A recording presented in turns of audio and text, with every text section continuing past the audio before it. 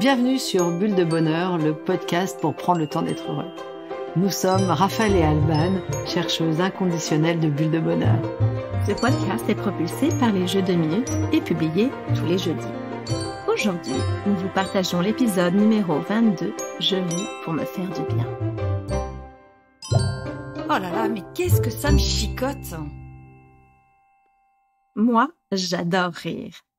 Et je sais que je ris très facilement.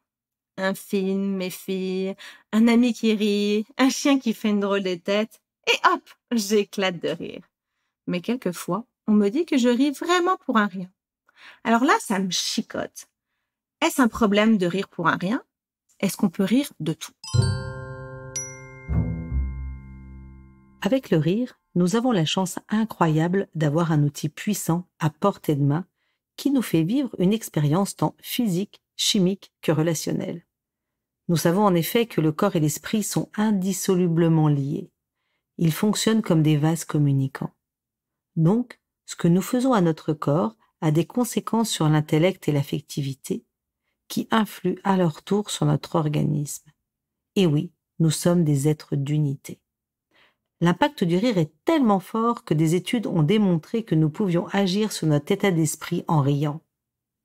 Certains même ont peut-être vécu ou entendu parler de ces séminaires d'entreprise où l'on demande aux participants de tenir un stylo d'abord entre les lèvres, donc en faisant une sorte de moue, puis avec les dents, donc ça provoque un sourire.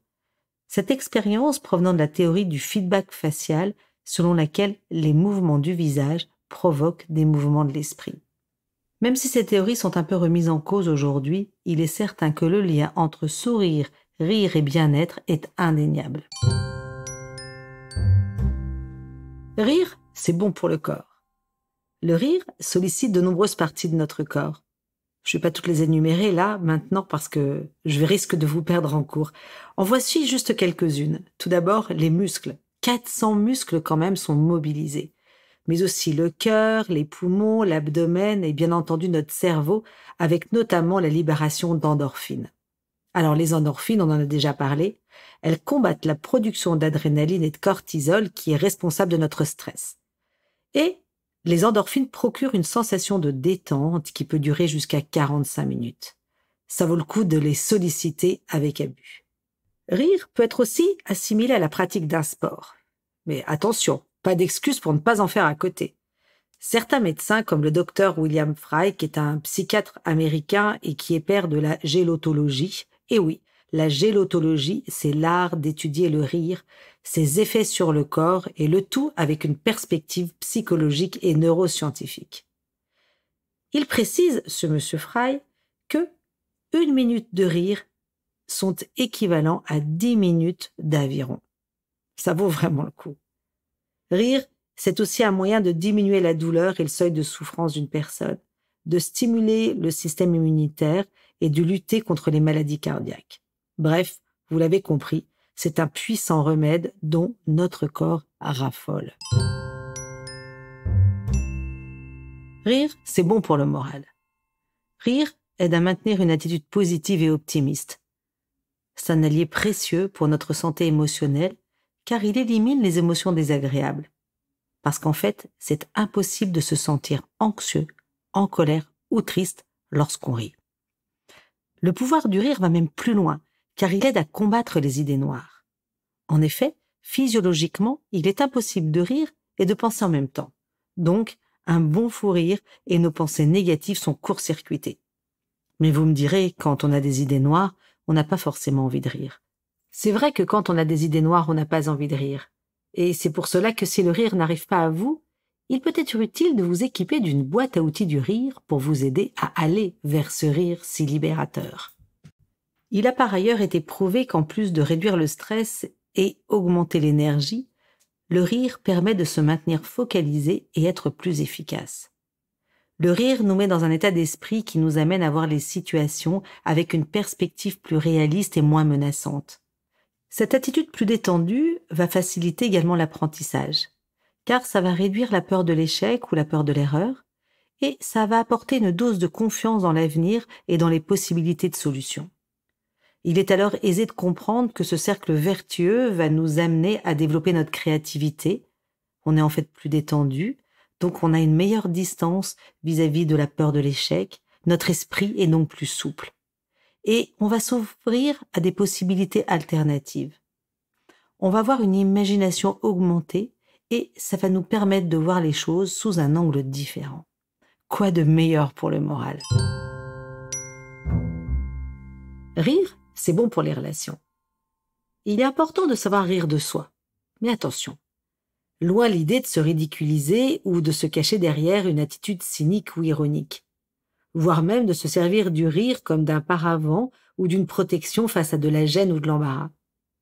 Rire de soi, au contraire, ça nous aide à mieux nous connaître et surtout à mieux nous apprécier. Quand on sait rire de soi, on accepte mieux ses points faibles et ses défauts. C'est par exemple rire de nos petits travers, de nos habitudes, qui, faut l'avouer, de temps en temps sont un peu cocasses, voire même absurdes. Savoir rire peut nous aider également à dédramatiser quand on surréagit.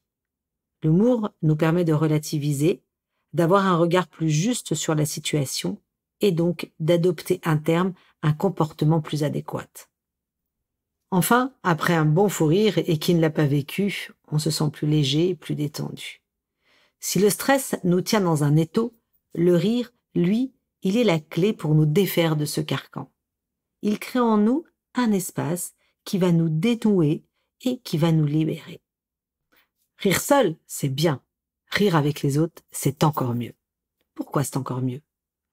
D'abord parce que nous avons plus de chances de rire en société.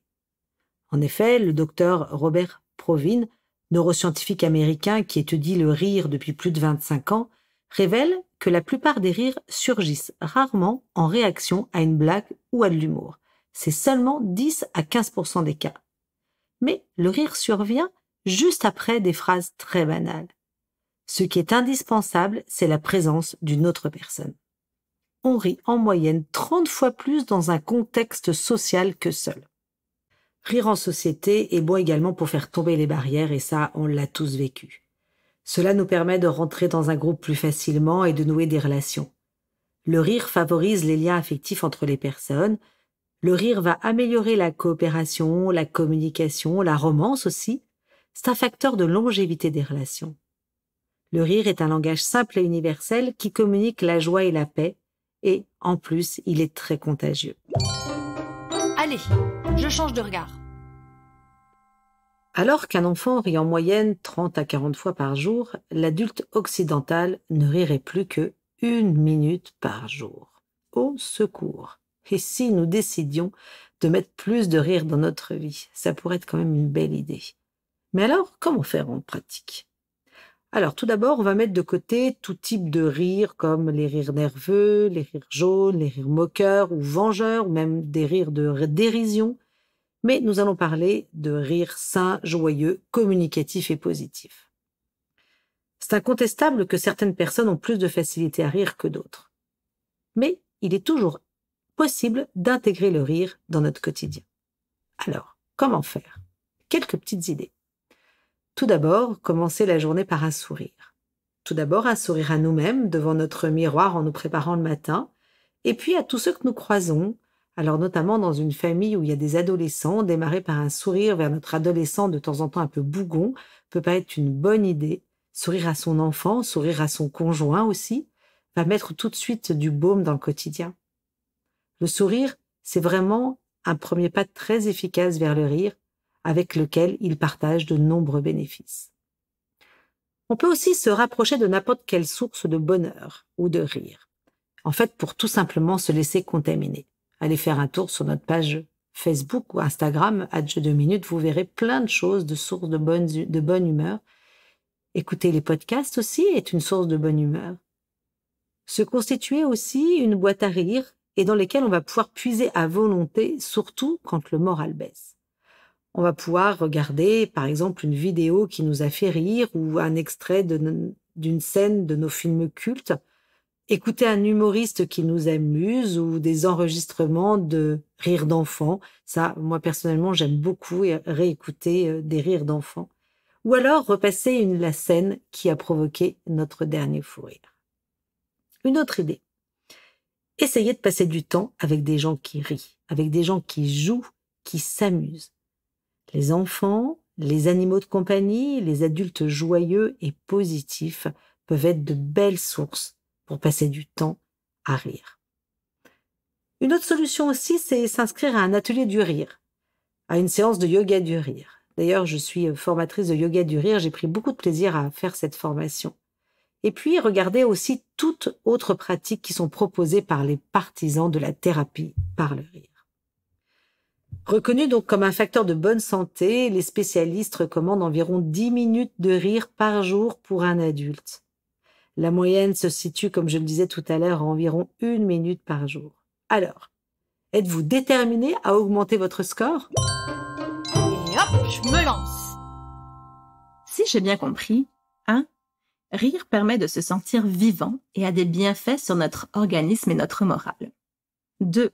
Rire favorise la relation à soi et la relation aux autres. 3. Rire nous rend plus sereins, plus optimistes et plus confiants. 4. Devenir addict au rire devrait être obligatoire. À vous de jouer, chers auditeurs. 2 minutes pour vous rappeler la dernière fois que vous avez ri et prenez la décision de rire pour vous faire du bien au moins 10 minutes par jour. Moi, j'essaye de le tester régulièrement et qu'est-ce que ça fait du bien. Avec Bulle de Bonheur, prenez le temps d'être heureux. Merci pour votre écoute. Si vous avez aimé, dites-le nous avec 5 étoiles. Laissez vos commentaires et envoyez des bulles de bonheur à vos amis en partageant ce podcast. Inscrivez-vous à la newsletter en allant sur notre site jeuxdeminutes.com, GUX, 2 en chiffres, minutes avec un S, pour être notifié des prochains épisodes. Bulle de Bonheur est propulsé par les jeux 2 minutes, 52 cartes pour prendre le temps d'être heureux.